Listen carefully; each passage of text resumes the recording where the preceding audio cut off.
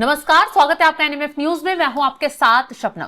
कहते हैं नेपाल और भारत के बीच रोटी बेटी का रिश्ता है और इसी वजह से भारत छोटे भाई की तरह नेपाल की समय समय पर मदद भी करता आया है और इसी वजह से भारत और नेपाल की सीमाएं जो हैं वो खुली हुई हैं।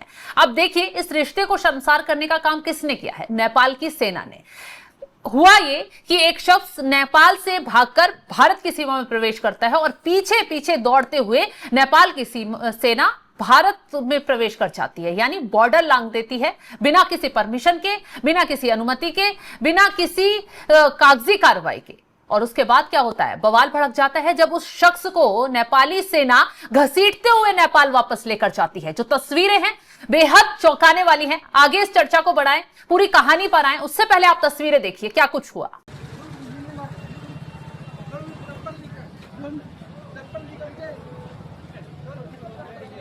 इस पर चर्चा करेंगे। चर्चा के लिए मेरे साथ वरिष्ठ पत्रकार पंकज प्रसून जी जुड़े हुए हैं। सर, आखिर क्या ऐसी वारदात हुई, क्या ऐसी नौबत आ गई कि नेपाल की सेना को नियमों का उल्लंघन करना पड़ा और भारत की सीमा में प्रवेश करते हुए उस बदमाश को घसीट कर ले गए?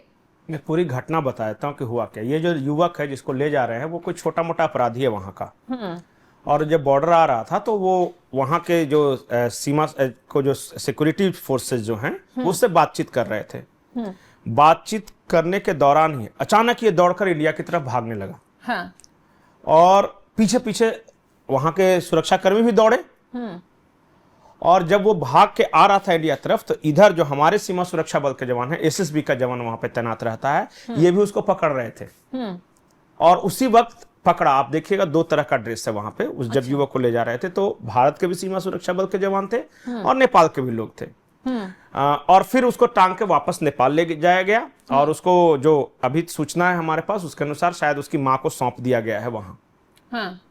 तो ये घटना हुई पूरी। इस तरह से इसे प्रोजेक्ट करना कि नेपाल की सेना भारत में घुस आई है और बड़ा भारत की बेइज्जती हो गई है, ऐसा नहीं है।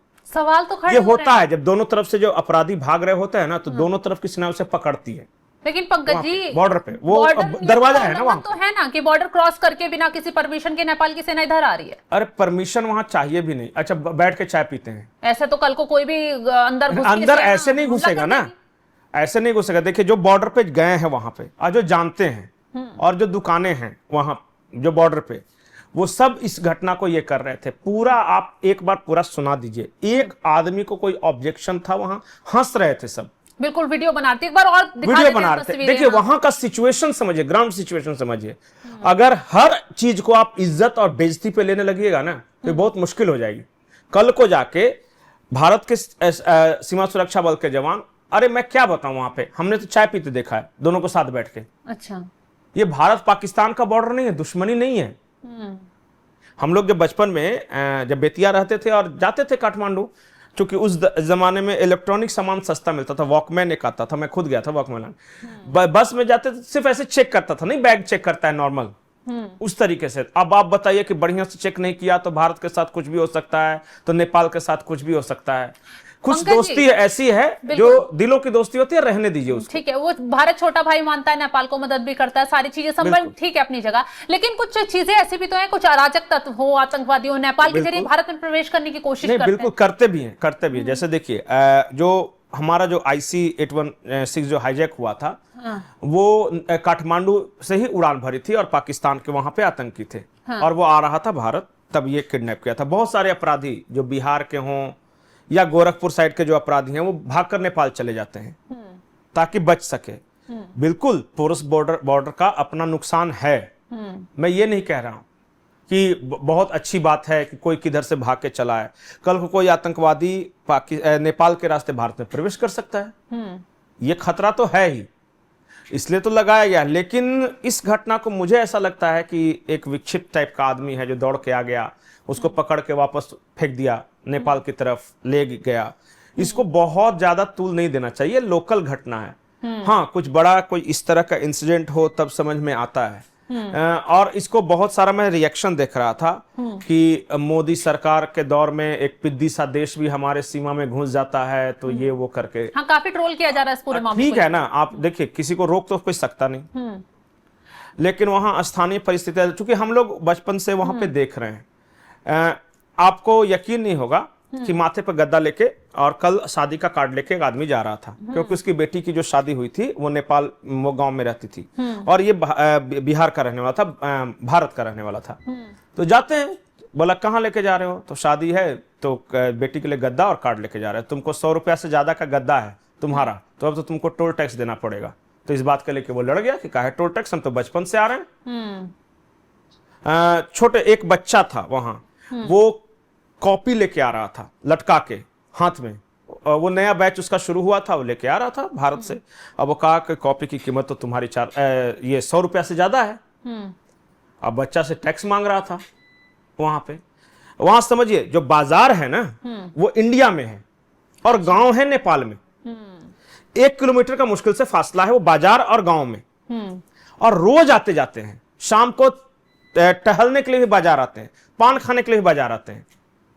तो खैर पान की कीमत 100 रुपया नहीं है, लेकिन जब कुछ सामान लेके जाएंगे, राशन, तेल, ये कनस्तर, तो ये अब पता नहीं बालेंद्र शाह क्या कह रहे हैं क्या नहीं कर रहे हैं, लेकिन देखिएगा ये बहुत ज्यादा नियम ये रहेगा नहीं, वहां के लोग ही विद्रोह कर देंगे। बिल्कुल, वो तो शुरुआत हो चुकी है जिस तरीके और से। दिक्कत ज्यादा नेपाल के लोगों से है। ठीक है, हमारे यहाँ दुकानें हैं तो दुकानदारों को नुकसान है कि नेपाल वाले जो ग्राहक हैं उनको दिक्कत हो रही है, वो कम आएंगे। लेकिन एक बार जान जाइए कि नेपाल के जो उस इलाके के लोग हैं पूरी की तरह इस बाजार पे डिपेंड हैं। चलिए पंकज जी, इस पूरे मामले में महराजगंज के जो सिनोली थाना प्रभारी हैं वो भी कुछ कह रहे हैं, वो बता देते हैं दर्शकों को। उन्होंने कहा है कि मामले की जांच की जा रही है, तथ्य सामने आने के बाद आवश्यक कार्रवाई की जाएगी। ये घटना सीमा सुरक्षा अधिकार क्षेत्र में और भारत नेपाल के बीच समन्वय को लेकर कई सवाल खड़े कर रही है। तो फिलहाल अब इस पूरे मामले की जांच पड़ताल की जा रही है। गलती है, एक चीज और बताइए कि वही नेपाल का नागरिक भारत की फौज में होता है और फिर भारत की तरफ से लड़ता है, गोरखा रेजिमेंट है ना, तो क्या बोल दीजिएगा, वो दोस्त के दुश्मन कैसे बोल सकते हैं? तो आपके देश के लिए वो जान दे रहा है।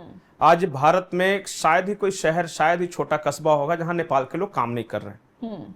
और भारत के लोग भी जाके पूरा मधेशी इलाके को देख लीजिए, वहां दुकानदार चलाने वाला आपको बिहार का मिल जाएगा, यूपी का मिल जाएगा, सब। चलिए, तो वो दोस्त है कि दुश्मन? बिल्कुल दुश्मन तो हो नहीं सकता, जाहिर सी बात है। तो हमारा भाई है। और जब तक गोरखनाथ है और जब तक पशुपतिनाथ हैं और जब तक इनके बीच रिश्ता है, भारत नेपाल का रिश्ता है, कोई नहीं तोड़ सकता। जब तक राम जी और सीता जी हैं, सीता जी नेपाल की थी और राम जी यूपी के थे, तो किसको बांटिएगा? कुछ रिश्ते ऐसे होते हैं ना कि जिनको बहुत ज्यादा सही तौर पे नहीं लेना चाहिए, दिलों के रिश्ते होते हैं। बिल्कुल। चलिए, तो इन तस्वीरों पर जो भी राय होगी लोग अब बताएंगे, इसमें क्या वो कहेंगे, क्या वो कमेंट इसमें करेंगे, जो चर्चा हमने आपको बताई। तो इन तस्वीरों पर कमेंट कर अपनी राय जरूर बताइएगा और तमाम बड़ी खबरों की अपडेट के लिए आप हमारे साथ जुड़े रहें। नमस्कार।